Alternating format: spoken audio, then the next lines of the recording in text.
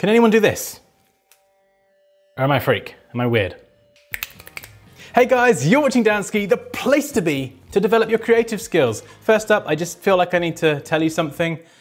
This mug here, it's never got anything in. No liquids, no coffee, no tea, no nothing, it's empty. I just feel like I needed to get that off my chest. But anyway, we're gonna jump into the video. Today, we're gonna be looking at the Adobe XD June update. So let's jump to the screen and see what's going on. So we've got the June 2018 release, overlays, fixed elements, and more. So let's scroll down. Lovely header image. Let's see what's cracking. Okay, so new to XD, fixed elements. Now this is awesome, and as it says here, one of their most requested features, fixed elements allows us to set certain design objects to a fixed position on an artboard. So for example, you might have something like a menu or a navigation bar or something that you like to fix on a longer scrolling artboard. So as the user then scrolls down that artboard, this element stays exactly where it is. So as I say, if you have like a bottom navigation, you can have a long feed of content, that navigation stays fixed in that position. So that's really, really cool. Really excited about that one. I'm going to be using that a lot. And there's a video here if you'd like to check out more information as well. Let's keep going, can't even speak.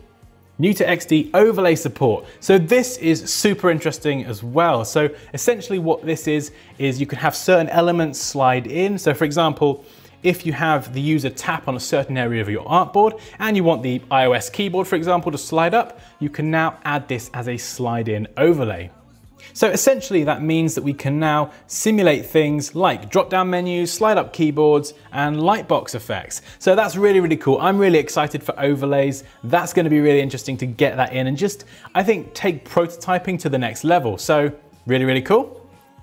Let's carry on scrolling down. Video there if you'd like to check out what it's all about, and that's really good as well. In fact, I'm going to link this blog post in the description so you can go and check out all of these videos in your own time and just see how each feature works, and I think you get to see it demoed in action as well.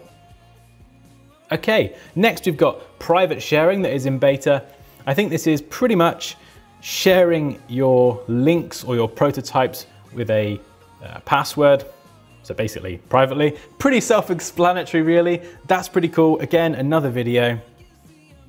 New to XD, improved crop and place image files. Now this is really cool. So from the beginning, you could import an image into XD and then you could draw a shape, whether a rectangle, a circle, a custom shape with the pencil, absolutely anything. And you could use that shape as a mask for your image. And then you could double click on that object, go inside, move it around, adjust the crop. I don't know what this is. I think I'm trying to recreate resizing things, but it probably looks really strange. So you can do all that, but if you were to drag an image straight from your desktop into XD, you didn't get any of that functionality, whereas now it looks like they've updated that. So however you get your image into XD, essentially now you get that same functionality where you can double click, go inside, adjust crops, resize, rotate, all that good stuff.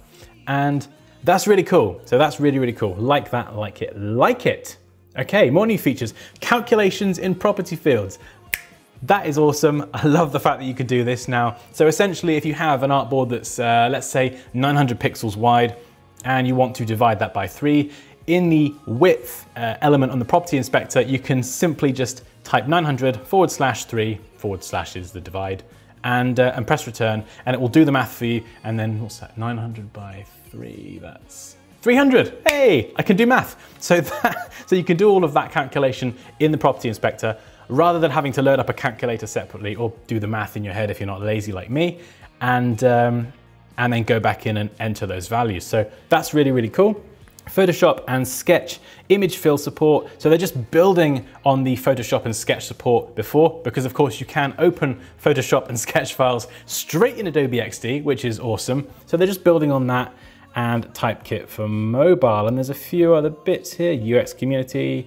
So essentially this is great. They're just taking everything that the community is really asking for, the most popular things and features that are requested, and building it into XD. So, you know, made for the community, by the community, it's awesome. I love it. Let's scroll to the top for no reason. And there we go. So that's the June update for Adobe XD. I hope you enjoyed this video. If you have any questions or comments, please do drop them down below. But as always, like this video if you enjoyed it, take care, and I'll see you next time.